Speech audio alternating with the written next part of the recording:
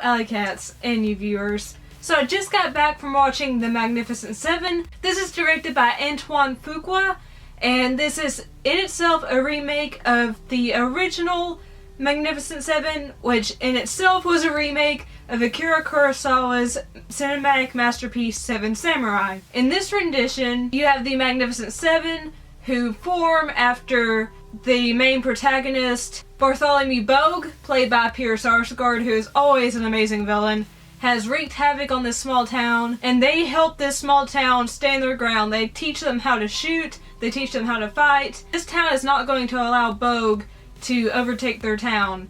So they have exactly a week until Bogue returns with an army of his own, and they have to learn how to become fighters, soldiers. It's just such an epic film. I have not seen many Western films in my lifetime, I will admit, so I don't know if there's a ton of Western tropes in this film.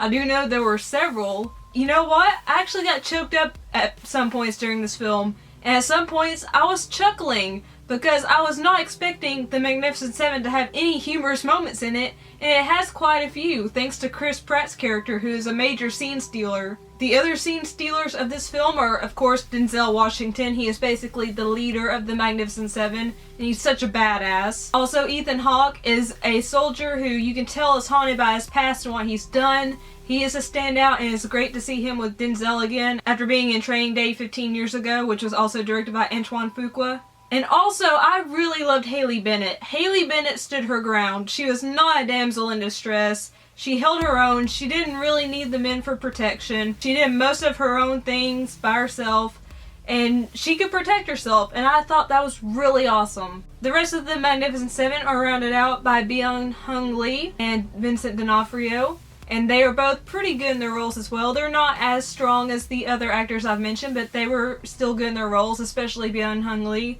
He has amazing martial arts skills. And I have to mention this, but this film is seriously beautiful. Like, I could not stop staring at the screen, which, I mean, you want to stare at the screen, it's a movie. But it's beautiful. The vistas were gorgeous. It was beautifully lit.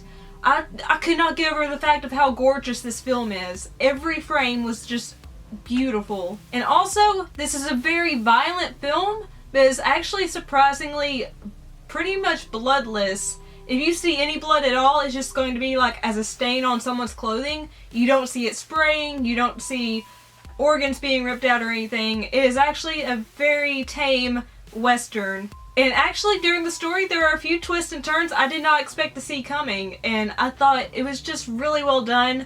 I had a lot of fun with The Magnificent Seven. Out of the few Westerns that have been released over the past couple of years, this is definitely my favorite. It's action-packed. It has moments of emotional clarity and emotional distress. Like, seriously, I was holding back tears at some points. But there were also moments of levity, of lightness, of clarity, of friendship and camaraderie. And it's such a badass film, very briskly paced. The Magnificent Seven themselves each have their own distinct personalities. They all stand out on their own. And it's just such a good film. I do highly recommend watching this in theaters. It is worth your hard-earned cash to see it. And I do recommend buying this on home entertainment when it releases. If I had to give this a rating, I'd give it 4 out of 5 stars, because even though it does use a few of your usual Western tropes, this is a unique enough film that I think you will enjoy it. If you're not a huge fan of Westerns, you might not enjoy it, but for anyone looking for a good action-filled flick that also has a lot of heart and humor to it, definitely give The Magnificent Seven a watch. If you like this video, please leave me a like. Let me know down below what you thought of The Magnificent Seven. If you've seen it, are you going to see it? Did you like it? Did you hate it? Let me know. Share the video if you'd like to. That's actually really helpful to me and my channel. And if you haven't subscribed already, please subscribe. It would mean the world to me. And if you'd like to follow me on social media sites or check out my website, they're all linked in the description box down below. Thank you so much for watching. I love you all so much. Peace and kisses. Bye.